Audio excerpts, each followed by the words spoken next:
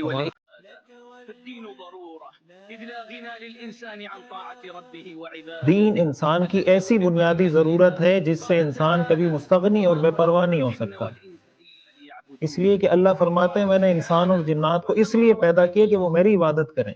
وأقيموا وجوهكم عند كل مسجد اللہ فرماتے ہیں اپنے چہروں کو سیدھا رکھو ہر مسجد، ہر سجدے کی جگہ پر۔ بدأكم تعودون.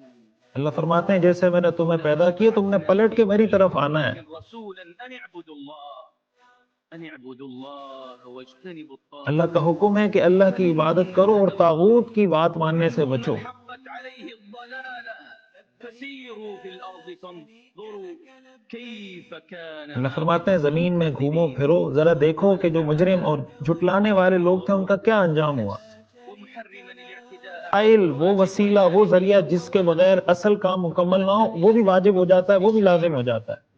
فما أدى إلى حفظ مقاصد الشريعة من الوسائل فهو مأمور به شرعا. تو وہ تمام وسائل اور ذرائع اور میڈیم جن سے ہم شریعت کے احکام پر عمل کرنے کے قابل ہوں گے ان پر بھی عمل کرنا واجب ہو جائے گا۔